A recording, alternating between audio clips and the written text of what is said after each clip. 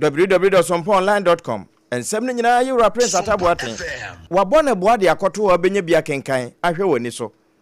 St Augustine wode enam enwoma no so enti animu nwoma mu no Sompa 106.5 FM Accra yehia wadwenkyere ene won kanto so na ene asemu edapono so de ya twetwene so owe anam no ene se akato ne brota kyere ma ne sen na bronya no enya duru so ya yebegu so abeboro no atimi enya no na edachena bosume de toso de duonu sei na yekeka kọ obi nkasa 24 fuko krom eno wa wo he living ne bra wo mu a na wa protein bag bi de woni magum na wo konkronkom amu ho eho no se wanfa bibia nkokora wo maame no papa ho wo mbeto amwadi na ene se ebobo ba ne sei no so wura ya monten so titru babi edwa hodo ewo wa ehwache na ne chi achi nyina no ama traffic na chi eba ne sei ya na wo mo so wasabi wa ese huriye amoja mpa wo mutirim abonofosem eye wo mo de no na wo no mo so fa bronya ho na eja wo mo awekra kase we ya ye kan adwadefo pia ba bedru kwa no ho adrafo wo no mo so bufa so saade na wo no ma etonso wo mo enamu saa na ahosiesi a yede basa bronya we mu no se na mu nsamte ebise mu ede ebise mu nye de kura na enye se ode toto kana fe ho a anka yeduru 19 fe ka ko 20th anka abotom kura de sabre nka wa mane bebia so mane bia na so sade yete sen sade enwumate bankefo de na wonom nso ka na adasanso wo mo esesen yansan twerofo ate won ho apete Ghana de na tifi na naafo ne mfimfini ene ne baabia na ma yanko bron champion dedu akwa eno so fo me otutu atu the shooting shooter woman wono ene butu ho systematic presence so press ho ene wo ba panom wo mo de ne pa no egugu apono so imisa na kwa aba na fe emusa se wo ma ho siesie ene se bronya iboboba bra na no ma shasha fa awie no senete so fo ma me oti enka Sompa 106.5 FM ene ne nuanom ye mo akwa abo Meju so ebru Mr. Triple A Apam Dadaa mo sesie ehemfa pote ena agina na ahosiesi a bronyen ye de siesie sana ese etie na fe wa mma wano so amame se de be na wiase nyina ebehunu de ekoro Apam mame na wase na menji ya tiefo ni na anadwi na menji obia bamba emfamra ayebunu nchempim di odu akwa konya sase so buno poye techiman no presa di obi sa ye no setie bia na akato ne brobi na ye pinchen afasha eye Christmas no na se wupie monte so anase ne titi wubra dwemu a wuba eye techiman high say no a ye say last market wo ha na ubehwe se de nipa abwa peso na ehyen enkoma na nya sam ketwa ho owura mu nso a wotimi hu se eye adwadifo a won wo ho no wo hwe wo mafade ni kiki yi bia ye de hihye ye ni bronya ba ade bia etete yiranyiranyirem enkontontrama yi bie ehihye won mutini ade ni na echu pinche wo mo se afa se bai se kura na adwadie ti a na o mo tie sumu esumu o mo tie mu ni na ne se Woma dresse kwa kika woma ni machuchu woma ni mabetna ase towade nanso nya ade toba nanso se meme di mani koche wisi me hene tia santam wi adie na se me di twakokuchi na kade a de tie ne se ube pie mu wo techiman pa ade ne monten so titiru ubo mpepe wradwam mu a eho abo apeso anokwasem se enya ade a ehyen ko na hyen aba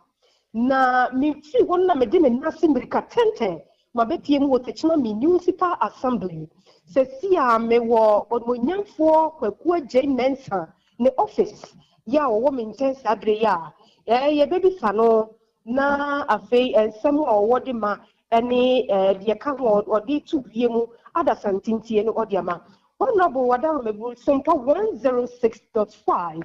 enkrampuni mantemu ene ye affiliate ne etie setie dia ye pinche afashe no mo sise ya assembly mo dia to anything to me now yo me aba na das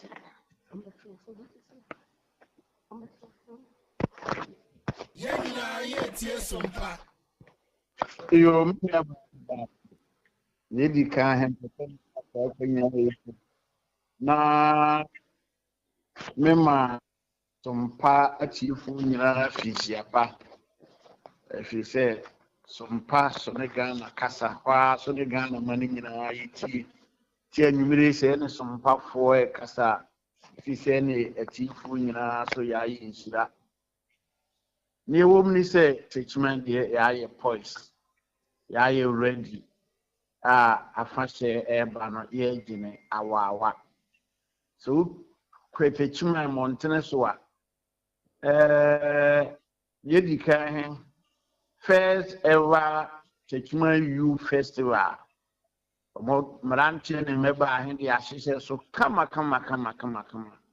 tuduru techuma montene so a obehunu se bunu champion dudu akwa ye kalis bedi ya penti kuru himu nyina so hwe flower beds no so obehunu se ba penti so white yellow and green chire bon champion ye kalesia ye de eda ye honso omo de afa kurom nyina ya bie first ever bon champion festival nano na wotwi ofri chineko ye ibu gadata na yafre omoton atodon nie beye 300 ubia bishukisi nie mane omo omoton ne techimai ti street ba ko a yefre ne Nana Abraham market ana se Bamidi street ye tria no pampe hop ni be display ni west there were several activities here bon champion youth ne nananom ne somebody aka buma o mahye sa afase we die bronya we die we feel say a bad message my mind a bad man bon champion youth a bad message my youth timi aba se wo kan omo ton ne ma omo se omo aboa ne ma no pa guo na ne to he emba he mene omo nya agene because say yento ye to na yenta anka gwahe omompe so say ya pesi ufodom ha unye baabi fa street nyina ayema traffic achi ekere se anije abakurum boys will krum guess su krum na mini aba emerewane nkokorafo su nyina abakurum amakurum ayede ayefe aye nikapa Apam wo me waso maame okay who was in bisa ho na bo na ene se eho achie nyina no sai na bambo ho nsam nso etie sisi yo minia ye nyina ye gitu se edru se dom abakurom se na lija abakurom so a ye wo mranche ne meba bi asewe omo apagepaja omo mmemmere asa ogege ho kakra bi a minia ba adie ni ebe yo enunti ye security from military ano numere ya military commander Obama so ye ma yidi nkomo ofiri na ano oba nyina no ya ye misek meeting ye di ne ma tutu akwan mu nti menua week kura di principal omo kobo pampim ye sweet bo mo a 777 omo abo manu omo nwi cocaine ne ye keka ho omo chia chibe se 30 something say no omo nyina wa ban kukumu eno no ye kokobo a ye kire se bronya ne ye baidie sabi wo yokromfo a pegba bi na kokote na so otisi kuruma sabi atabankoko me ma beba aboso ma wo waninje na be mfa ho nchew na bebe ma sewe wa kaiulu na wo be wodi kura enje se wo ba asasi so ntimi nua bambo de techiman edamu pampe obia ni ho ne sewe wo bakuruma brakurum na biribia ni ho a ebeto Honorable Adama, Sabre so say ya ye pinche afasha no titu mabulu ya na woman je o Sompa afutu ben so na wo to bi amawo. Milia the American throw one say service.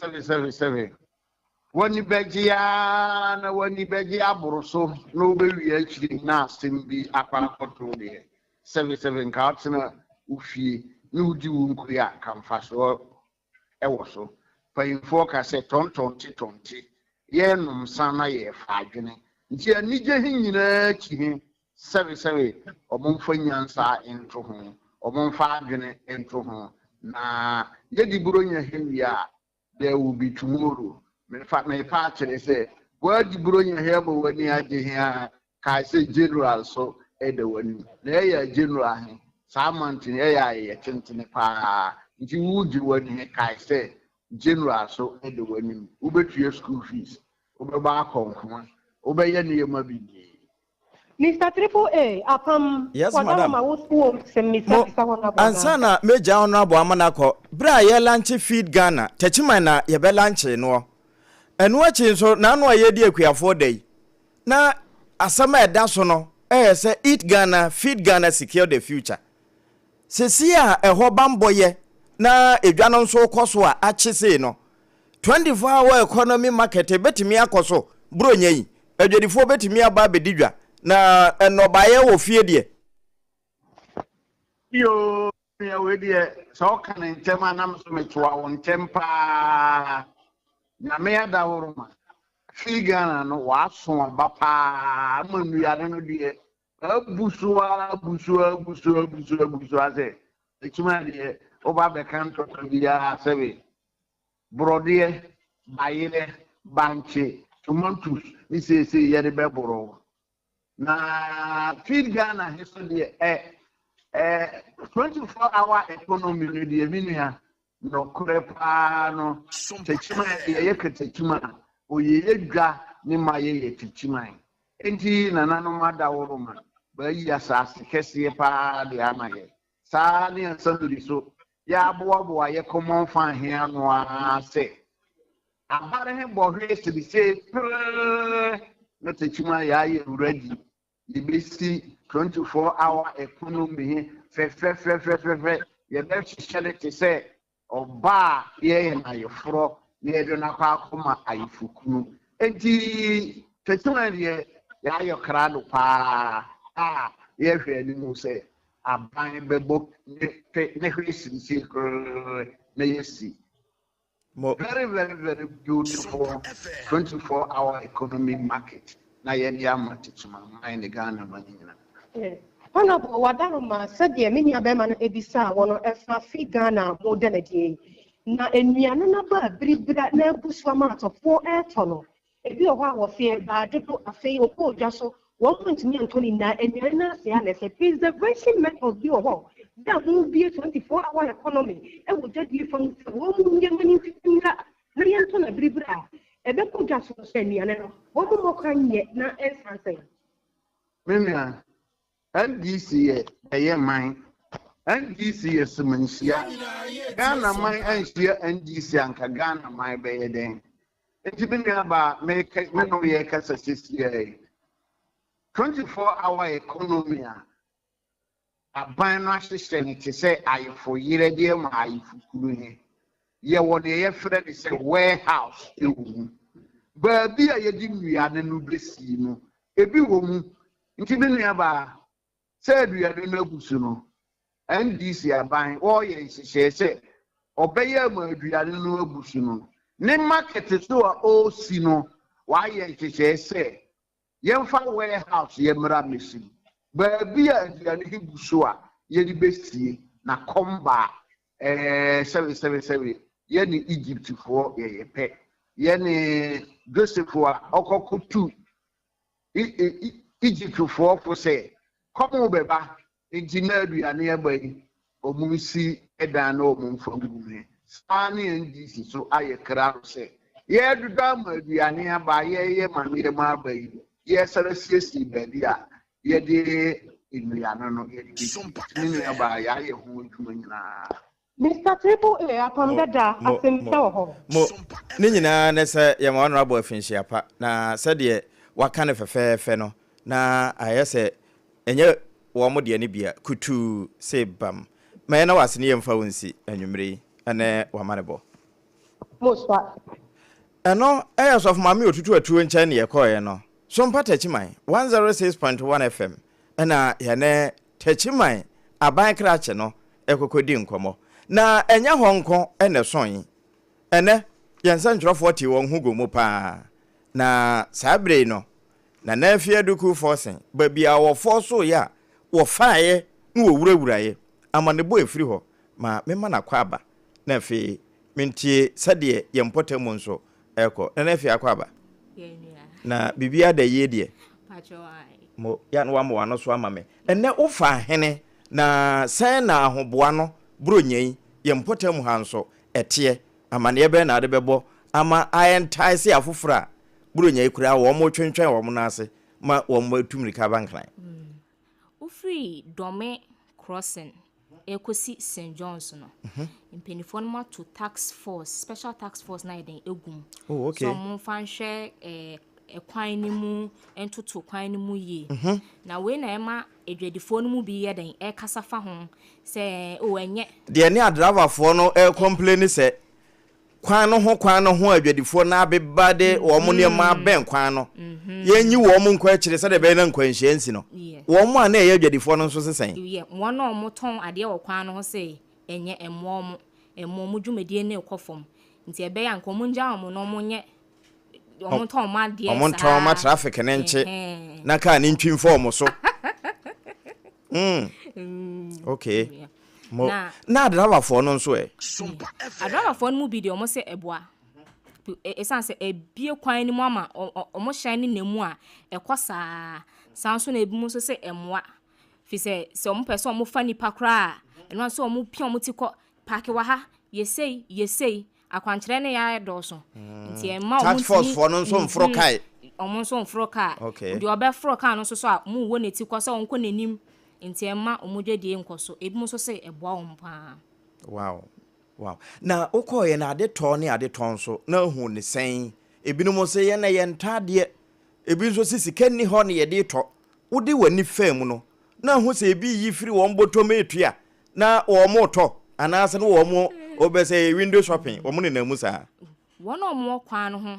me kire wona wo mo nioma so no wo mo de epempem store for no yes wo mo de wo mo se emwa wo mo fi se ebi kwampo na obi tika animu eno woto ade na se tax force yi be woni ti kwaso onko a ha omo na wono mo omo shop anaso mo mu ni bra na traffic ne che no na eboa won okay yes fi se obi tonsuo abelebi ana bibi tika mo timi tobi obi timi tobi okay. na se car kosa ade a mo ni omo dwa so wow yes nti emwa omo kra na wona omo wo baby tine de omo se ebo omo esan se wona ade sono omo no eya no mta igina wo manim nti yenhu omo ye by say na omo firi mu no ama clear emu ada ho pa nti no ebo omo dwumadi no wow ma ye na wase ene wo bre na fe menyi wa no nso nsiye na fe sansisi wo ho san bra eno na afia force na ene wo fa dome free crossing hwa baya de besi Paul mo hwena no hwa pe St. John so na sade tax force no a yewura empenimfo no ka se wo mbeti wo magum ama wo mo ahwese ekwan no so adwadifo no mma kwan mu na nkwankofa nkwanhia ma no eno na wo bosui eno kre saa na wo mamu ba bia posi sadom no wo mate special operation for negum se wonom enom na wo momo oboban se de be na traffic no free betimi abam na timamufo nso wo mbenya hoto na so wenyina echi no wo mo de atoso se wo mo a aduru sabre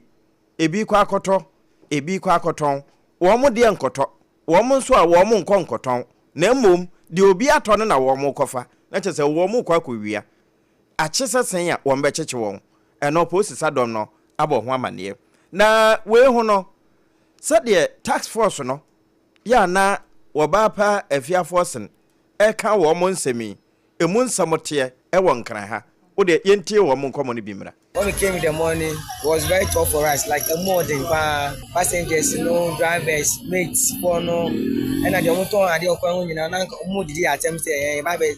Jana, your mom, and Jana, Christmas, Savannah, Yaba say, Baba says, Bibia. Natural almost say, young man has said, very sell behavior, but a ban is a quano, a chokudodo, or for doors. Ama say, in case cafe, you break a my bowl, and young man, and every paper coin. I think my coin down for now, cast me that a copy paper. But still, now passengers still a bit more boy about to say, yeah, no, yeah. A bit more to say, yeah, no, yeah, Mamma for passenger, or moon, yes, kind of. So, say, compare, compliment, a Dawson, good need Dawson, same bad. And I say, Jumane, and Jumaka, about Bia Basso, Rocky for still, I say any DBS, I'm only Benji, I mean, him say, many DBS, I think they are starting. The baby so I have time I come and make again. And I hot sick no. For now no me say adwuma no ekoso. Mo eno bra na na afia forcing. Mami duku wo fa mu no. Tax force for no nkomo ni. Ena adwadi for no nso sade wo mu si hunu no. Ka won ye de wo pa ka ko baby a wo benya. E ma so bega baby page na. Baby o pa bia wo benya ka ko. Me ka cha mo kwa sa de bia wo metimi aba ko an ko mla. Da ba sire to be ba benya wani mu a pia wo no magu. Akwan so ba wo hu. Ko bi to wa de so wo hu. Ya de ka sire sie nim na de no me so gu ye nim. Ti de bi o mu to be bank akwan nu ma de mu obi enya na obeto. Na akwan to ma ye. But yeah, containers it's good for us at CN. But I this time Xmas. I'm on for Gilo, or don't come. Sir, car crab parking or Tadi Amusu. This is a one parking and Tadi Ocean. And now mobile is an air tosh because most slipper need I don't want the animal. I was at 5 minutes cram on you. How will the person buy? Timmy never go against Mahama first phone. That's a 19th more. It doesn't make sense. Hey, no, Nana Fia Duku forcing. Bra, what is him on chance no? Nana ma menu one see na Mimra Santimemu. Na make us say, a Davidu. One also wa fem na Sadia Sante a hot year. Mammy Musan baby Ujina, and a mania or denam. Kwame Madre. Apam Dadaa Na asantima mu open so aboboa no e hoboko de Apam Dadaa boboko minim se bronya ide e homo na monya ne kese pa boy amane sai na ahosiesie ne te na bambo nso te sen Apam mame no ati sadia wodi kan akan uba santima temu na so obeka ye ntie kwa na British Sabbath with the Tuesday bangodi omuba yipo pampi ana tempo menkan so mai yipo pampi a obi a wo bekuru abedinga ana wo beton ade ana wo beton ade mbi akoni tie na ne krom no o gese ono aso bi ni no mo tinte de bi a British woni de omuba yipo pampi ambitimi azengi ama ahoto ade aba uyi bambo ne yeku ho nso a wona ansa ko bi a omo so ba di so bekuru Zabi omuso edabediga antu edi akono ani ma hu bebri na ye no mu idrimeti komo edi akono bi ho ma eni bebege mu ba beto diane ebua emu esanze anka no de obeka ya na emu afisma ni bi ena bi akoko so ayi so ani suta ni na ye bu nye mu ejinga ho a ni bi ekwani mu no bia amanfo ebobo mu da na kwa ni amanfo ti kuma demo ka no ka bitu ye ni ko mo etun ho esanse obi a obe tani de ro na mo na de o to de e de tani de ana de o ton ho ti pago apom se ko enne nan ta de se ko de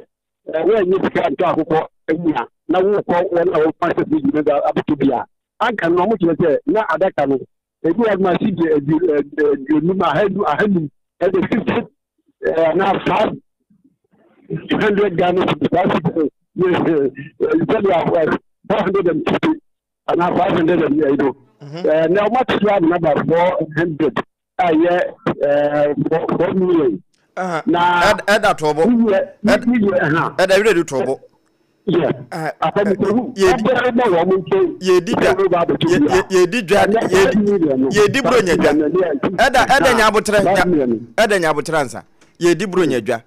enema ben na yatete so na ye 500 cedis na ne eso atehwi aba 400 na emu 300 enema ben sa Apam ye bi prepare wo bedwum na da bia wa nye sika nta akokɔ a wo so na dia broni akra be ni bia bog da no o kire na ye 500 na nei aba ebi hon mo a ebi ye diswo ebi 450 ebi si 400 na te say o mo shi nta akwa ma abafom e dia ma wo mo wo ba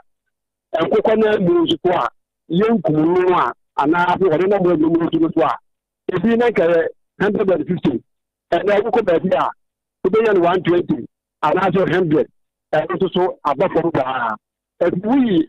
go and nam one more no about if you are so yes a bit to say more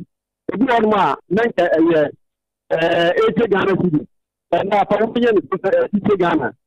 the year 70 so we be 50 ni na ya ma azahodo a edum if you are more about we and so you guys azahodo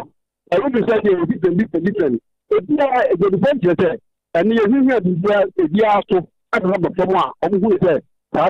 year. Now, I get back what I have to woman and tell it. And before now, I'm about to tell you a woman, I'm going to enter them, man, Wado.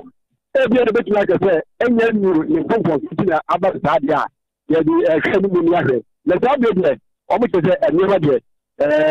stop there. You will not know more about the trouble. Na omuntumi emano wa no wa de dia mehu ne da no wo ntare mo a ntare ne tutu a eno tujodire ya tutu ama no tutu akofom aban ye de gedikom di nkomo wo da we gongo ti se dia omude ensam kar to e di tuja e wo ntare e de nyane ene ni ya efam e de play se di fitie e wa de ntie nkoye kula ye ba e blessa aniema no so matutum okumase wo kwa bia wo de da so bia 3 de do so kra na ye 5 nti yesrem a e pamacho montete niema no so ma ye kakra na ye nso a ye betu e kwatom ne nso nya kakra wo ho na ye de ahwe ma nye market ni yesu tan de aye nto nso last year sa na ye to aba no na ye to aba na wie kra npp lusu ye no so kra na ye by this year de edwane obia maya bebre na do mu ho ahye edadie ni eti mega sa mi to minu ya to we to by so far so good there e me maka say you said me ko fa be okuma so na minister yi di hu nkomu me ko na 5 by 5 no na se kwa na 28 by na me ko 25 by se ni ma de ya tete so de ma kama by that de ade le to na so na ba form ama ye na se pe sa e ma ye wo ko ti mi to yo apa mwenu ye bigi se de ye tuwan bi tukuru ye ba ko so afọ mu nkan e ban se na bi yi enye ni 24 eni ni 26 amamfo bi bi ni e ku ye ba ko so afọ mu nkan na you know do ko ma ko he on the 24th aye bi bi bia 26 aye bi bi no na ye ko ku se dia e ho si ye apa wo bi se asante man te ado ni mo niema no na 24 kire se ya to so as no toro in omo magwa no akuni complete aja omo eke kan sa mo kwame ase wo mo ebu wo mo aten de etwa mu kan de saa na de wakoba nso ka bi wo gina ho no wo mo to na wo mo ton ne se de ese ekono afam se dia egedifo na mo te o ma de ho no eten enipa ni de wu se bi mu ebi akwaniaba obi wo ma tipu ntare kente obi wu de bi ni bi ho a obi sa tare mu no adande ni a bo ni eten kama ise ebi ade ni so bi ni eye kamene bo dan ho aba na de bi mo ko wo mu susu a obo ndu ete bianu no efam na de eye ka se bianu no tore de bo no akọ fọfọm ni mu no tore ɛna yɛgyina ha deɛ yɛtumi ne sɛ amanfoɔ twam kɔba nanso so mɛtɔ no deɛ mɛka ne sɛ ɛne deɛ wɔ fam na meka sɛ yɛbɛhwɛ ɛkɔpem da yɛbɛdi die no ɛne ade bɛkyi mu na sɛ wodi bia ne ati de ade yɛne di sɛ yɛhwɛ ɛda mo ɛne wama ne bɔ anwummere yi na fa yɛ nkyea ma asantema nyina da na ma wɔ ma finhyia pa ma yɛn yo yɛsu da so paapa yɛma ne bɔ ne kwa meredu ɛna to firi asantema mu sɛdeɛ ɛhɔ nso dwadie ɛne emu bambɔsɛm ɛteɛ ahosiesie no wɔde ɛma yɛn abusua bronya na bobɔba ɛne nti boaboa wo ho wo boa wo ho nyinaa no kai hunu sɛ yɛbɛdidi yɛbɛnom yi ɛbɛso anyarewa ma bi mo ɛsan sɛ ebi wɔ hɔ a wɔn atete so fofofo nanso na yɛ wuduro ɛno nti na mekamfo ama sɛ wobɛyɛ nkwan a ma ɔnga wɔnyɛ wo nsa no boafoɔ ɔnga ne deɛ wɔwɔ baabia ɛsan sɛ yɛwɔ ɔnga 3 mix no deɛ akaduro ɛne garlic ne gye ka ho no ɛna afei wɔn wɔ baako no nso a abokyide ɛfrafra ɛnam no ɛtotoma ne hwa no ewurawura wɔ yɛwɔ baako a ɛnde ho sɛ wei ɛyɛ akokɔ deɛ ɔnga chicken no ɛna wɔn san so wɔ ɔnga classic no enti abusua ɔnga ne deɛ ɛboa ma amensa no fd agye atomode ne stamp na timo so kutu pa de apem so bam sɛ obi bia ya wɔ no mo nkwan deɛ wɔma ɔnga emrem na mmom bronyen sɛ yare hyehyɛ wo ho ne di bɛyɛ ɔden ɛno sɛ no nti ɛna wɔ sɛ ukɔ baabi a yɛde tam bɛto yadeɛ so na watimi anya ho asamforo ntɛm na agya wasan ba bɛdi ubronya medimafo heba center Dr. Tam da so da no ebia na wo asantema mu a eyabu akwa agogo ɛhɔ ɛna akwa a yare yetimi gogo ɛpakyɛw enso Dr. Muya no na wɔde adura ka no ama wawu afiri mu na fe wonya ahoɔden enti yade bɛnya ɛwɔ brɛbo num saa no mu ana sɛ wo awode num na akwa akotena ebia na malaria ɛtiridi ɛne ne nua typhoid a abusua medimafo heba center mane mfata amonhwe anomawo na sɛ enya hɔ na awɔ na won kran na afa nso a ɛna epoku ase mayira ɛhɔ de ewuduru hɔ ne sɛ ɔya de yire nyina yɛ bafua hyɛ no nso 0244774282 na wone dokota ɛde nkɔmmɔ twuse wutwe nso a fabro so papa ɛne apɔse a ɛbɛma wɔ ahoɔden fa no twi esan sɛ omremre wo sen ase njampere no a ewia sa akɔfa yade abrɛw kɔrela na emu na ɛka ho diabetes ɛne ho ahwan ne nyina wo sen ase fi no ebetime de abrɛw ɛno senti ɛna wɔ sɛ wo de Yas toothpaste ɛne toothbrush etwie na anwumre ɛwɔ dwa so baabia sɛ wo kuma ase wo nkran ya na wahwehwɛ wɔn sɛ wo sen ɛfa yegya wo a photo bia wo betwa no wo bɛsere wo photo bia bo sɛ wo sen dwa soro ɛno senti na ɛsɛ okɔ RSYD Novici Studio Malama Base Kokroko Street hɔ na photo shoot no yenshutu wɔ hɔ skit no yentwa wɔ hɔ maw ebia na de opese de call podcast no so a wo mu na betimi atwa asɛm bia ne ho 057 47 15 77 8 wo mu kan yɛn ho anwumre ɛna yɛde kase ne brɛwɔ so mpa kunafo akyade ka ho na abusua menkwansa ma menna me ho tia wamra na fe kase no ne brodo ntwo no yemiem emfa maw ɛwɔ Sompa 106.5 FM yene ya affiliate ne emu online nyina da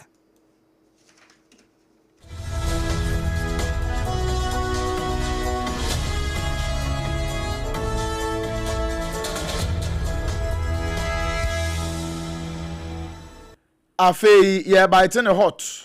na ye the hot bite kase ne nto aso no e de amawo na ye kopie mu awo cyber vetting and enforcement team one mo akache one mo ya adwuma pa e wo dabala ene sogakope area ho e wo framantam mu adwuma wo mo aye no e chenkure ye mo maba so wo kire se e free sogakope judgent e de kopenyi area ho no nipa miensa bi a ye fra won se Godwin Awudi wanya 25 years akwada akura menana afi Adam Soku 33 years wonu se waya menana ena Judith Soku na so hwa mba nuafo obi ni na chiriba won mu miensa yi aka won ho abom ena won mu fra te se apam se ya so many a friend Apam Kingsford Suma na Bagman no me na me speaker of parliament no na opese me forward adwuma mu mrahye be yafia ene na ma honya ha pebe 20,000 bi na fato account we mu afi ba ko be frɛ was ha woni me many a friend IGP no Christian tete yo ho no enti so opese ko prosia won so mamadi a na fa be 35,000 fa number we so wom ne nam so na mobile money fraud and wom bu nkrofo bukata social media no so saa enam saa yeso ma cyber vetting and enforcement team wom tete for social media no to free Facebook e kwa akosi X ni akane ne efe ne Twitter no ene Instagram ena afi so talk no so baby a wom ne nam so a no o ma che sai ni pa miensa we say nyambra nsam a ene nam so ga kope e kwa akosi dabala e wura mu judgment panyi emfifi ho no sai nkrofo ya ene wom hyase me ne wo ka sai won wa che sai ni pa miensa ya wọ́n mú ẹjẹ́ wọ́n mú ẹ̀dí ẹ̀ má prọ́sìfọ́ à sábìrì wọ́n mú prọ́sìfọ́ àkàchẹ́ náà prọ́sìfọ́ dọ́sọ̀dọ́sọ̀ wọ́n ebúbọ̀ wọn a ẹ̀mìrà no ẹni wọn akun ahyẹ. Abusoye gusoda wa posifor na moto ye won moto wo Christmas emu na Central East Regional Police Command no adiaba se wa chiro nipa makomako aduasa miensa wosu se bonsam tabo bolbo ne bonafosema wodo akoso ewo mfifi mantam no womo anim ehu bie na womo echiremu anasasa adwumadie yi won mo hyase December abosonda toso dunson ena tuo mu akosi eye dunsia na ne dunson no so ena won mo hye adwumadie no ase na womo so mo ko bia bi te se kasoa Old market ho ewutu breku won mu duru ho senya breku won mu duru ho ene nkronkro awodo ye atwa wa hye nyina so won mu duru ho no mo a wakokyekere sa nipa makomako aduasa miensa ya ye ka won ho asemi awewosam no sa ebra posifo ekoye no motorbikes makomako aduanan enum eno na de Facebook no so no motorbikes nko a ya kyese nkrofo we won magegye afira de hye no ho no makomako aduanan num 45 ena won mo sa eso mu afei bonsanta bobole boy bi eno so bi ne ka ho ana tramadol eno so se kumbe atienie ana wonma akyekere ya kyese egu wonmo enchen toy gan no so aposifo se wom ko hu baako se ewo sa amrante kwa aduasa miensen ensem na yakasa de motorbikes no ehun krata sam ne won yoma nyina no won ma hyase a woye hwehwemu na won ma hwe nkrofoko a eye won mo dia na no so aposifo ade akire ede afa aka wo bi ama wode afutuo sonkokora akodia magana manfo nyina akyekyiro ne wo manfo no mo a wo mo ewo mfimfi mantem so mo besere Christmas yimu no sane ene nipa bi mo ni agye se ya baba waje nkwa ne ade no nipa bonfo so na mu pa yon de ka no nkona ga agye nkwa no kora no giyeku no ewo kwan so na msunti se kwabane se okita sika bocho bi na ade na mo a wadawroma enu an se wa ma posifo aso ate na ne wo mbedi wachi na wo omde wakoba bia wo kono a na atumi aye ne sa anya san so apeska kro bia bi na fa sa sika no ekokoto afenso so se kwabane se wo koba bi na ade san wo ewo kwan so na hwe na wontumi ma hwese no so be ya posifo aso tire anase wo bebe ba bi a eho no mo no ankasa obambo no begina yie na watumi ada ama no ayeye wo mo kyerɛ mo sa ye nuanom a wo so eyusu moto no mo kon so helmet ni wa ma bi a hyew sanse nkwanhia ne nam anhwa ne bia ba be hyew ewo aboboa no ene anuoma wodo bi etete se wo bi no nsa na wode twi hyen sa anuoma ne nyina ne yentwam afei se ko ba se Christmas yi wode agenkwa ne ya woro na so beji wani kakra wo betwa kwata hwewu no se ba bia be kwa akwaji wani no entokwa bia ni wono mu a eba wode ho bagim anya sa ebia na yesu awemui wode afa ho atinananom enokre na sa beyo na wunti nananom esansa agenkwa no na ye kwa akwhye ne fa ye de wo no no obi esiesie no ho boaboa no ho wo mu a ewa akwanto mu nyina ebafie sansa bra ye kwa wo agenkwa no won mu firi no ho a na ba Bethlehem ye ko wie ya enwambuom na ye kokko wo no no na enam sa ye so ma wo mai mu nso enhyemude kase bi akoso Ghana adehia wo motete amanone abo wo mo bra ewo ho wo mo nhyiamudie ena koso a mampani His Excellency John Dramani Mahama wo kopi ase na wo kyerɛ mfaso ewo wotu kwan na wobeba fie so eno achi nso kra wo man na yetimu a yefra ne Ghana ba bia yefiri eva abakosemu yabose ene nema hodo a ahunta yen a yenhunu ya agye ye kofa tete atempo no so ba bia kwampane da ansa na yenhunu Sompa pa ewo mu a ewo se ye de som ye man na mu akatua pa aba wo kan we no na yɛnsa ntwerɛfoɔ wɔ hɔ. Me ask you a question, not as president, but as a student of history. Have you ever wondered why the story of Ghana never included the story of the diaspora? When telling the story of Ghana, many are inclined to begin in 1821 with the formation of the British-ruled Gold Coast colony. But that's inaccurate because the collective story of our people, the many ethnic groups that populate this country, Ghana, predates the existence of any colony on this African continent. Similarly, when speaking of the transatlantic slave trade, specifically the atrocities that took place on this soil, many are inclined to end our story on the shores of this nation, where our ancestors, and I do mean that word literally because they were our blood and bone that were forced onto ships and transported across the Atlantic. But why do these events that follow cease to be part of Ghana's story also? Enunti say yoye na enkwatoba na ewie baabi fo. Wono mo yenkwafo ayekoto wo mo gu ye na ehwa ye man. Nanso wono mo hu wo mo nti. Na wo bobobobbo a kyerɛkyerɛ sɛ de ye ya ebefa ye nananom de wo mo hye suhyemam fa nsuo so ekokoduru amanone. Na ewie ya wo kasa kyerɛ wo mo afira amanone bae no. Ɛna wo kyɛ sɛ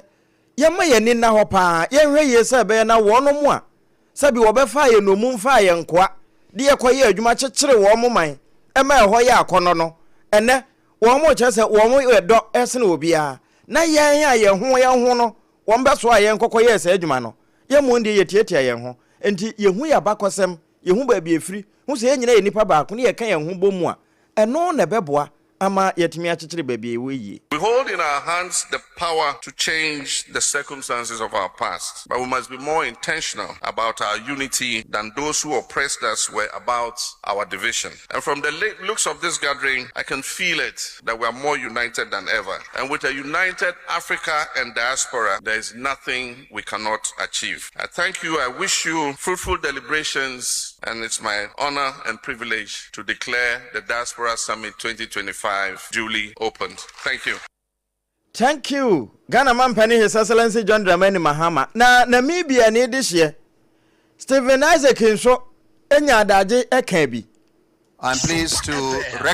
thank His Excellency President Mahama of Ghana for hosting this important summit, which calls for reparation for Africa and the people of African descent. I would also like to thank all leaders present here and the people of the great nation of Ghana for their warm welcome and hospitality. I am today standing in for Her Excellency Dr. Netimbo Nandi Ndaitwah, President of the Republic of Namibia, who was looking forward to be present here today in person, but could not due to equally important commitments at home. Her Excellency the President extends her good wishes to His Excellency President Mahama, the people of Ghana, and all participants, and wish us successful deliberations during and beyond this summit. Allow me to begin by paying homage to this great country of Ghana, which has over the years been involved in the continental initiative for reparation for Africa and the people of African descent. The legacy of colonialism, apartheid, and systemic injustices that Africa went through centuries cannot easily be corrected. Neither can the impact of decades-long injustices be easily reversed. The continent continues to suffer from the lasting impact of colonialism, which exploited our economies, resources, altered our culture, traditions.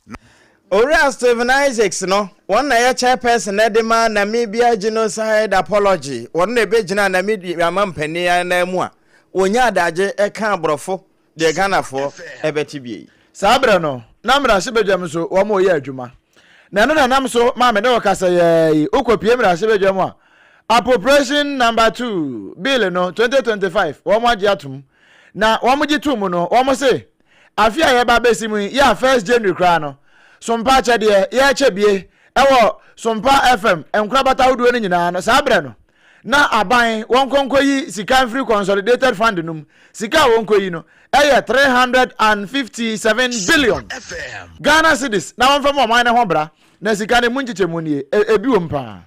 2026 budget no what the 90.7 billion adequate compensations enema yetuatua de ma adwumayefo compensation of employees and afei 81 billion also come akwa akatua nko a wono mo aye adwuma ban adwuma fo a yeti omoka wo mo de no afa no akiri no 2025 bill kro ye no was ama 29.8 billion say no e ka ban de arrears no say teacher fo ye na no wo mo de yi akwaka mu bi na wo mo de aba ne nurse fo ne wo mo a rotation for na wo mo de ama ye no ebia na akwasha 29.8 billion we nyina ye nia eka kabomu ama ne kokodru 389 billion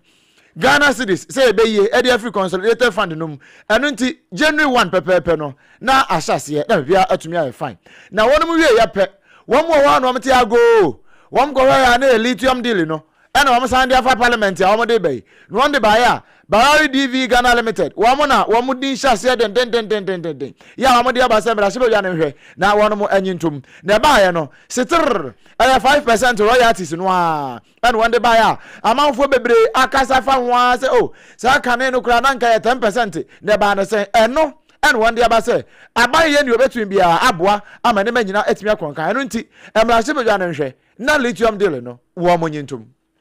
I will say you to some so now when you for Nanato Kenneth Daniel Anna Aya Okremra Shebajani one also saw a bisako san at Romusanyambiano Wamano Sabio ya dache and ya dajano and ya the Kwahe Fankasankasa was so shall be able to say a Quansaramos and Samoa was a wonky bet me and Jessica watching the free a brassica ye chade kwasa tourism ministry one munano yet to me akura kuramu ni ashasa hunsi see between AKOSUA was a war and you may I be the second fanache ukugwani ade won mu nyina no wo manfo binum ba won makwansra ne ade nanso Ghana hu sika sam yemisa se koba ne se no a aya na fa hen. We have a lot of tourism, and this year, if we have not even issued statement or talk about the potential of tourism, yet we are only appropriating 300,000 to monitor this facility. How are we going to improve these things? So, Mr. Minister, I think that this appropriation, in terms of job creation, Mr. Speaker, we talked about the fact that we want to create jobs. And in agribusiness, Mr. Speaker,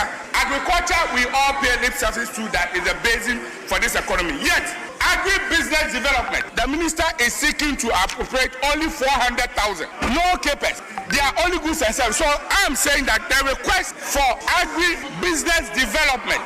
is only 400,000. Yet I'll still base my argument. So, Mr. Speaker, these are issues that has to be looked at in terms of how much the minister wants to spend.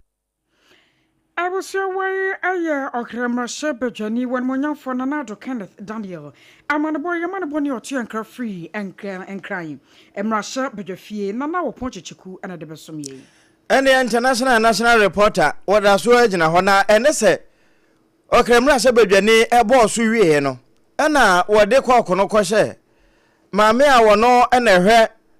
a man, a member. Mofra NFA asitnemu ye die bambo honsam so maame Dr. Agnes na momolate wo de ko konokoshe na no na obusa se sa sika ya wo mo ka ho asemi no ne ministry ho e ho so bia bo no wo so buronya ikura no buronya ye livelihood empowerment against poverty live sika no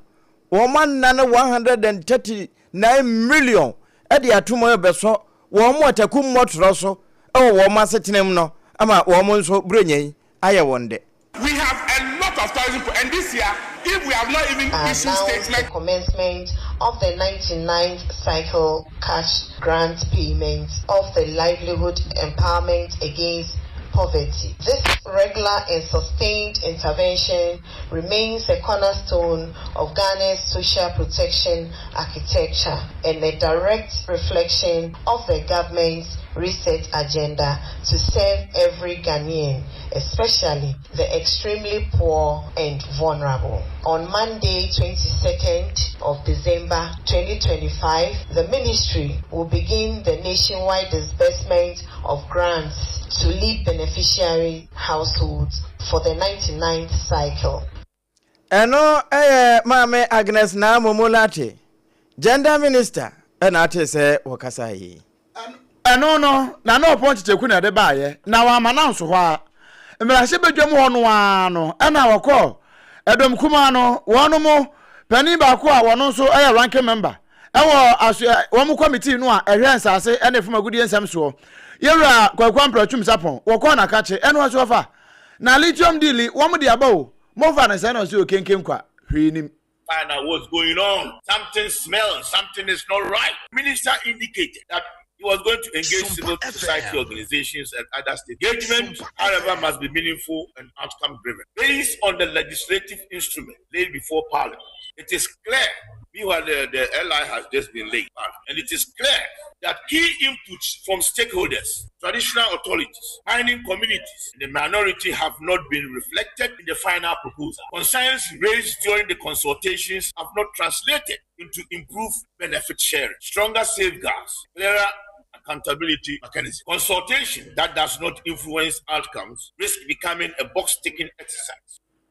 We ayayera kwa amprachum sapon. And what I say we yanko di nyina enne ba yere fen. We na we kura de day. Was it Ghana for mpe na osofo na kire say wakose sika kwa wakoye stakeholder consultation nyina say na sika yeke and wo besu okotwa gu fam keke. Eno ene nsem o de to job le ko a na no point cheku eso ansemi e de bere yen. Na was asem kroya mu no wasofo ya wo hwe nsase no nyoma odom akomade adom yeso ebeyi ano yera Emmanuel amakofibu a eno oje se odom kuma se ya to oba na mo resa no a aya na nsem bi wo hodom oje se wadwene ho kora wanti ase e fa no mo nsem kaye ho eno so won nsem a okan no mo mayintie bi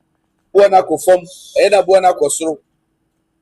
na uko yese royalty bi aye 5% sa maybe banner surprise no cost ro sen asisi aye kan gold efi 1000 ya ko 4000 na e na ba ni sa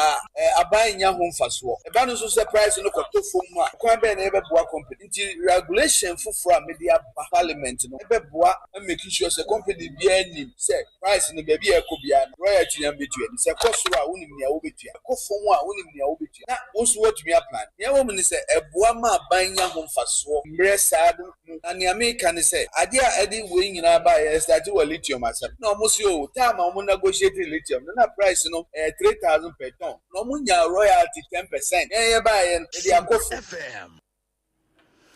I was your way. I yes, what for ya was showing sauce and your more demand commodity adom yeso. Yera Emmanuel Amakofibua. Na yefruwa ye nwura osonko kurokwa manyoko o maboboano. Neno so ye ko showdown papa na boboa no yero aka na compare kwa Japan wono na ekasa kire delegate for no say ma hu bia mo wo mu hu wo mu nye bold akokoduro so na wo mu nkonko yi leader ye obeboa wo so no amwatimi age akonwa no wo mu se Ghana fo ni a wo mu pana ya fa ma wo no wo mu to aba itia mesra wo ma yen sisa ya na be bia no obi ba so million the brother, the sister, and now the co-opposition. Ocho brother, and now the co-opposition. About school fees, but Yama. Montuma Obia, Obetimidi, in human Appa. Now, when you be a not a brandy and the Mama wa Egypt, and yet human, no one should be ample. And then Obi say, Obrempong secretary on the month 31st January. Now we na nunti otu abamama. Why a big mistake? If he said Zigano Obebi Manasa near the multi opposition. Timesler. Yera kana kwampe kwa Japan. We wane delegates no. Kane asen central mra shebadwani so wona masantimamu. Ana wote se na wokasei. Na ewia na ejoso mra shebadwani lo yaboaten wono nso di bika ho.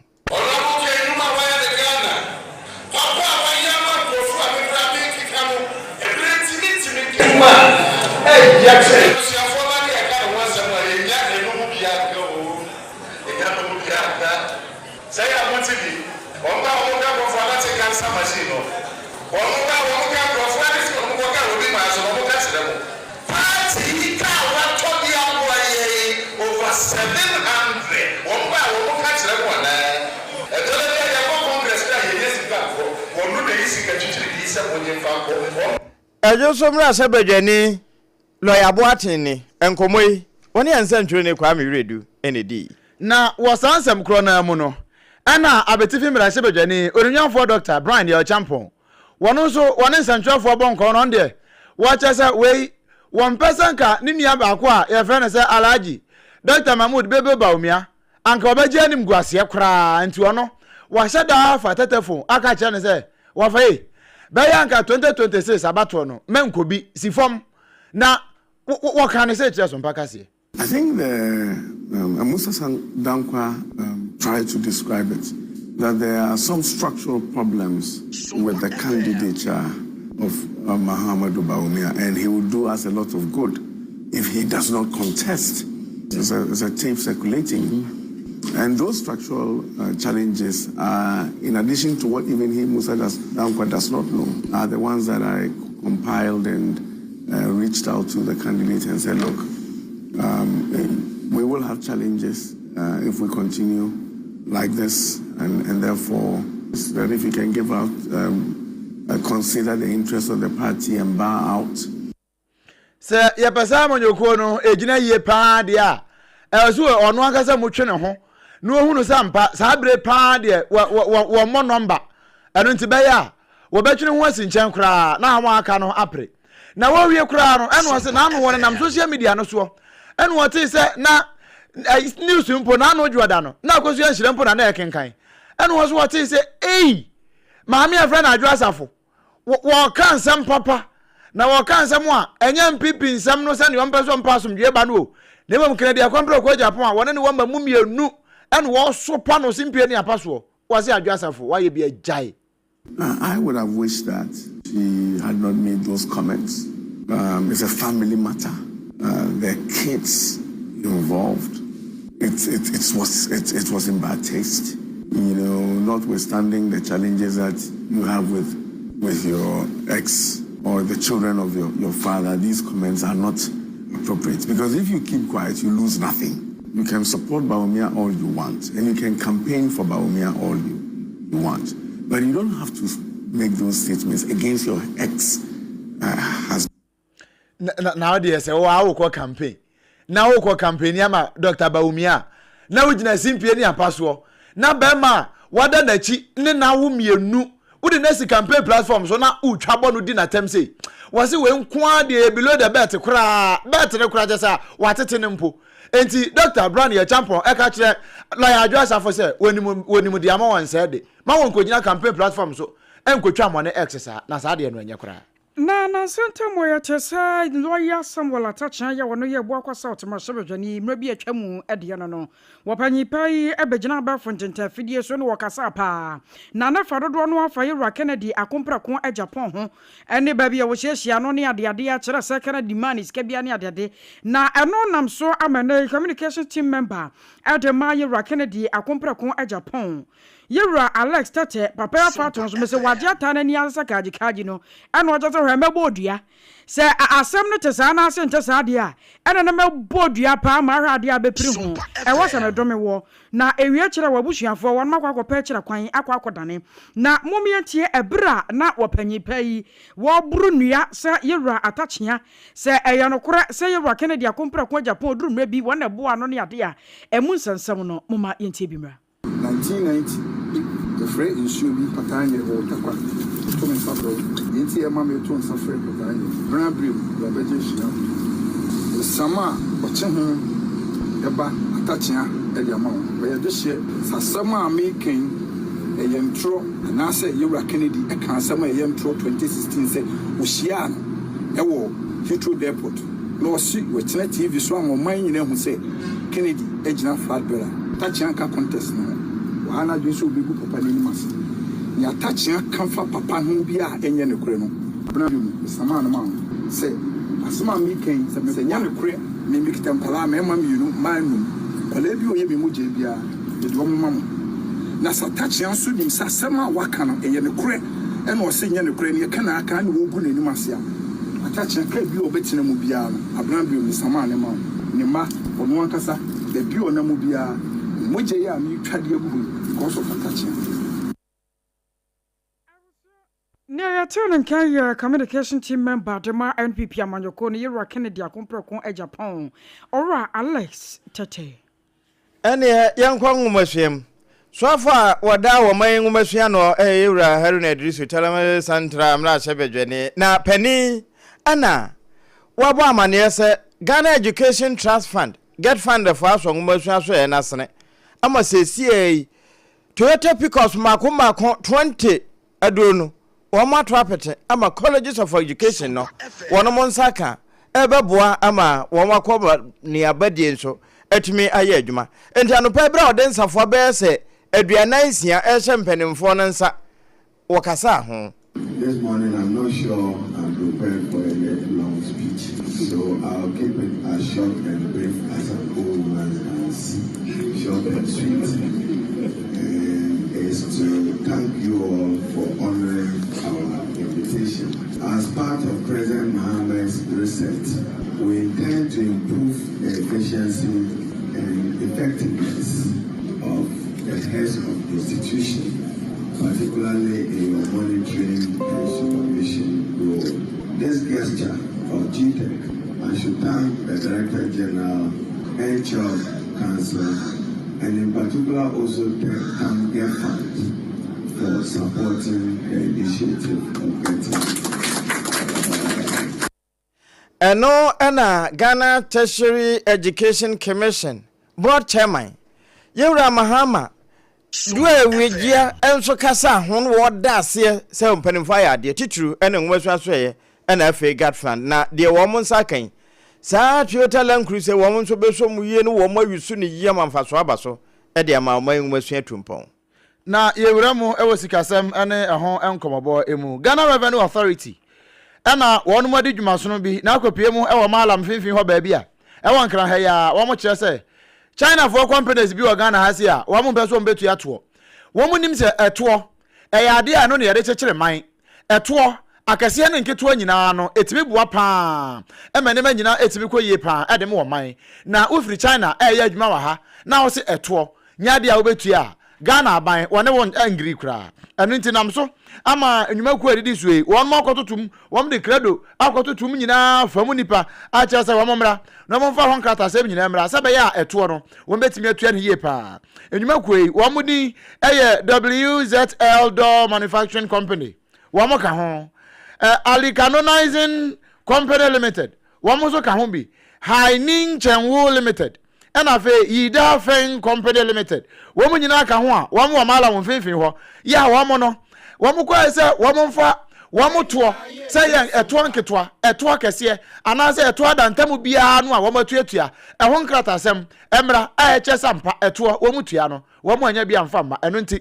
pani a wo no ye Assistant Commissioner in charge of Accra Area Enforcement e wo GRA e Yewra Joseph Agyeiwaa anan wo no ne central for bonk wo no kire se no kure Sadi yo maye eye pa na company ba kwa your friend say Mingzu Ghana Limited de everything ase no wo mu ko ye no na ne papers no na say atu abomu prekese na nso mo ma ne bre e ma akire no wetimi ye ne obeye bia e de ne ho papers aka nyina e ba ya na ekoyie pa enam sa yo so e mo ka e de atetitru pa ne wo no mu a amanone fo na o ma bepi o ma Ghana mu na wo ma ye so mbe so mfa Ghana nwa no say ye de eto na chekere man enu ntisi ye ka eto asem a ma obi enfa nya enfa na gro so kra eye atu eto na ebeboa ama man na otim no eto adawromanti yetimi akonkan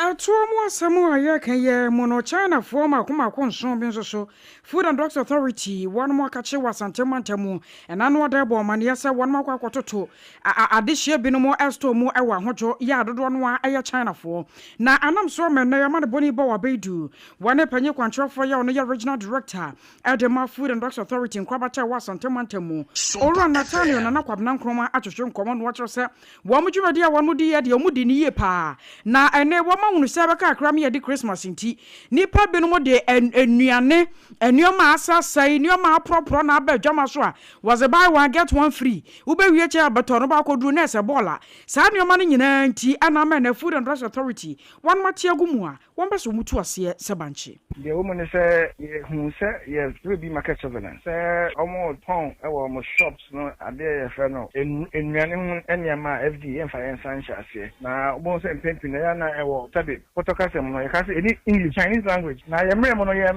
ma omanfo market and hon dia any do fun na ya hwe ne hu say omo register sa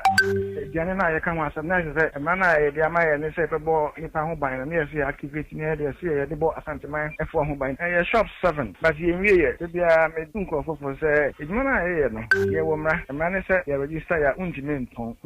distribute enti we ya ye no ye nwie ye be ye bia kan ho based on intelligence garden ye hu ba bia obi wa we move accordingly na the ye say yes na it's a some comply we have to bring them into compliance go ni fano we can put us more enti ye be more ma follow due process omo ye na omo tie na omo comply ye be mama at no man am comply you better get rid of all these things on the market and that's exactly what we are doing. And what you know about what do a mananso was also ebisa opanyi panda futu a wode magana for Christmas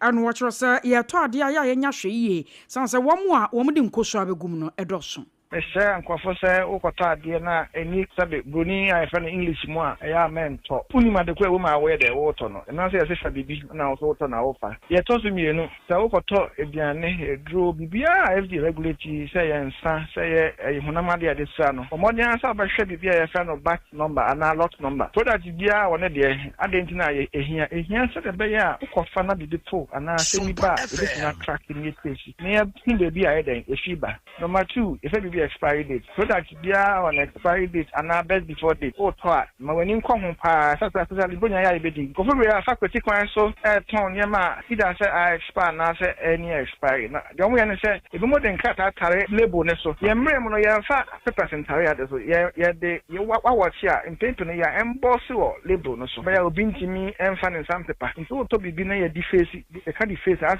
apapa kakra and say we don so fast so ink na prepare for stitching manem bo di mo pay say ade we de e bia na enko yie Awusia wai ayora Nathaniel na nakwabena nkroma no woko Asante Mantemu Food and Drugs Authority one regional director watano na manboyi bawa beidu enede esumye Abusia se ekoba se wo didi wanumu nya odadua ne tese no tie wo wanumu a se nya wo se na wo ntwitwi ya ene na malaria achewo ente sanso a na bia wo honamu ya oya ene wo yade no no wo hia time herbal mixture bro nyai eno na ye di si pono so na yetimi anom awia sa didi aboyewe de ma ye ni afe from ra no na ya honhono pa te se baadu we nyina time herbal mixture na be se adwuma Dr. Tafri Jedru no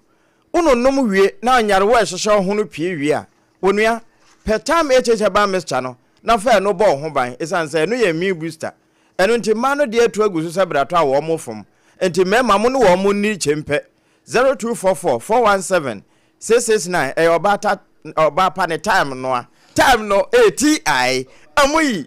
aha na obi amfa soro kwa na no wa chenchena wano no mawie wanu matoso no onua ya didi na ka menko a anka di dokono de yellow corn na ye just bread and pastries wo mo dokono no eno ye papa enti ana wa hye no nso 3 Ghana cedis pe wo baako enso ebitimi koto no cedi nso ne akire na wo mo de matufo enti wo battalions ano mesefa ko mako yenka maw che wonnam ye ofro ye sifie na kofabra na fe entimen nsom fie na nsom ahoho no hye nso sa dome ye commercial bank na chipe kase ye de biro nyina no ye de somosom papa ayesa achede na sompa 106.5 FM enkran sompa takwa sompa takrade sompa tachiman sompa kumase sompa sunwane ne sompa nkransa semenka nkere wo se sompa kunafo achede no ebeba so nyame de che afe ofronum 1st January na wonomo ede hyehye so enti ya no wako sompa nkrabata bi ebenwo no wakoje wachede enti sa wo nkrande a unum se eye Watermelon Street na so ana Green Hill Street ne so na wo ba beje ode wonoma watakwa nyina wa hene champion no ho na moko no takwa locals bia na watachiman ene new site ho atachiman brother Philip mo bekwa akoto won be hwe okama so fo mame otutu atuo mu on be yi bibia sompa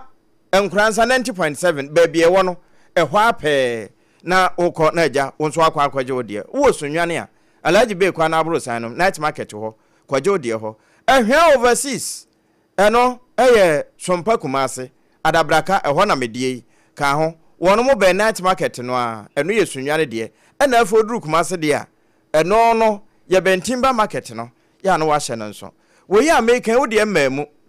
ba bia wo kwantenten bia no ewie wa aboboa no na kwantenten so sabi eni kwati bia utimi de ba ewo momo 0598 559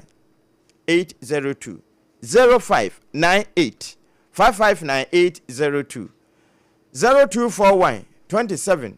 29 90 edi ebeba no Terawan Media anasa Blessed Foster so hwena sa di mienu enye no a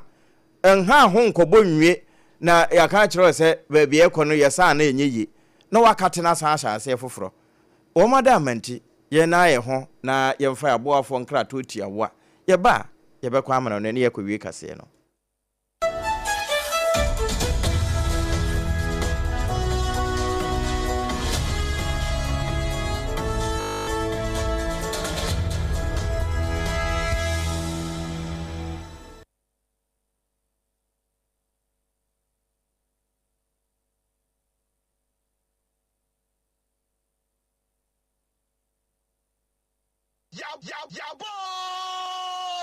Sompa.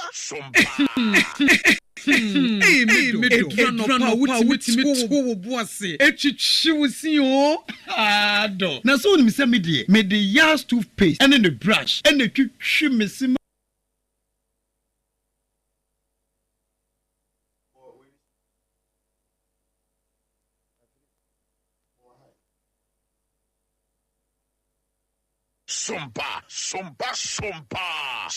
Sompa. Abusia afe yenkwa wie kase no ewo amanone afam na amanone fam no abusia medu wura mampane Trump na boboa no eho enami wura na wode ababato so chese wopani ba ko bia enche bia wono ma no so bo na bomo firi America mamu na wo mokoto no twene ewo Salvador no ho a wo mo presan wo ho na pani kama abreko gase asene ne din ewie ye no wo mo kasa ho a match mu ho sabre na Sompa bankran na wo mo sa to no de ne kwa America bio wo kokoduru ho no still mampani Trump so nyade a wo beje ama abreko gase asa atenase ewo America mamu adidi na wanom wo besa kanatiko ayi na firi manum kura na wo fa ne firi ho no wanto na ntwene baabi a Uganda Eswatini ana Liberia wodne beko emfa ho se won firi sampotem ho baabia esan se won soso ne so ema ne metena ho emeye sabio abotokura a wotete kwantimfi na wo fa brode makoma bewie na abre kokwa abre ono nso kura wonnim gobedie na kampese wotimi ade akrakru na wo ka ne sei no ana kama abrego gazias wono na lawyer fo bi Simon Sandova Moshenbeck ebe kire se won de wo hwemre mu pa wo hu se Trump administration no na wo mutangasias enti ada se boa na wo wipu gra kra se tebia wo mbe ina firi ho na abrego gasias no se de Sompa kase yetimi nunu kokopi ho no woni e bonkomo. Yesterday, after my release, the first only thing I did was enjoy time with my family. These are times we're living in. Christmas time, a time when harmony, love, and peace are paramount. Being with family is love, and that is what I did. I was with my family, who mean everything to me, before you, and the fight will continue. I will remain standing. I will not bow my head to anyone. I will always stand against all the injustices this government has. No matter what this government says, in the end, I still believe this is a country of laws, a country of justice, and we will put an end to all this injustice. Eno kama abrego gasiasa wo motro no kwa El Salvador na wie ya yesan no ba America na so mampanin Trump ene ne mpanin force wo mbasa bo no edna ba Eswatini Uganda anasa Liberia wono ne kasa ye ya wo chese sabi wan kasa ti hu ayeyi ayibone na so hu se eyetan na wo mo eta no kasa ebo no aha na yede wo pem afi na waso afidie no a Sompa no nsiabre mu kasa ebo de friend hot bite no eno na yede to na nsama e ba ye ne bi ene se bronyen ya ho bo ahodo a yede kwa kodie ye nsantrofo te wo hugu monten so enkran tachiman kumase ene na afa na ahosiesie no wo mo de to aye eno ana prosifo cyber vetting and enforcement team omachi nipa miensa se wo mo no dada akra we so ya IGP we so ya Aban Kingsford Bagman any nipa hodo bebre e wo Ghana ha se ya prosifo omakodi nsensem e wo mo nsem e wo kase ba mo on mo chese Central East Regional Police Command no dia ba se won match nipa makomako aduasam yensa na bon santa abobole boy bi odi ho dwuma sadana maame na amomola tenso e de ato so se bro nyai lipu sika no wo ma nanatum se de be na wo mo a takum motoro so no nso benya biedie onimanyafo Dr. Brian ye champion wo se wono angasa fra Alhaji Mahmoud Baumia aka chense so mpanim guase a 2026 abato no wono koto no one lesign Food and Drugs Authority one more kwabata wa santamante mo so to Ghana for se Christmas yi aduane no nyama bi ebeto bia no ya yenya hwe ene sono ma no so yewura kana Japan atu wonfo titru ese ahene na atu ahene fo no oso wo munya kokoduro nkonkoto aba no e ma de obetimi age akodua na eno ana nyuma kuro bi te se Haini Jenshu Limited Yida Fen Company Limited any afofro bi aka ho no Ghana Revenue Authority akototum ni nyina ye to sika to ehwo asemuntia Okrema shiro jani so akasai atrose wo mai yakwansara ho nsensam wo no yebetimi afakwan bi so amadi nyuma abreye eno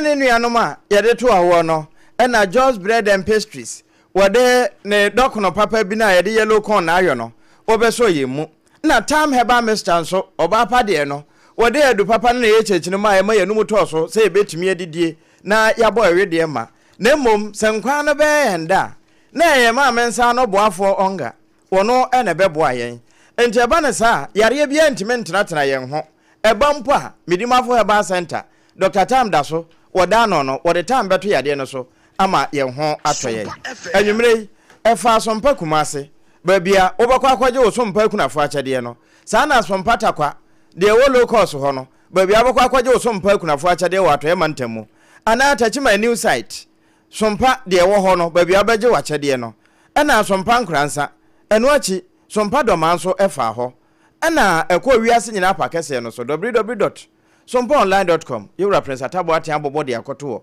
okọ benya bie sane na fe wakenkan na enemu nwoma no so no enu ye Facebook hwa ehọ nso na ye Sompa 106.5 FM Accra eno na night king for no mokọ hwa na mahye na afoforo nso anya bi enwumre wakenkan for no triple man ajapi Apam Dadaa mene madehye Obrempong na kwaku ampoma ena mini aba AKOSUA Agyeiwaa kwade buatin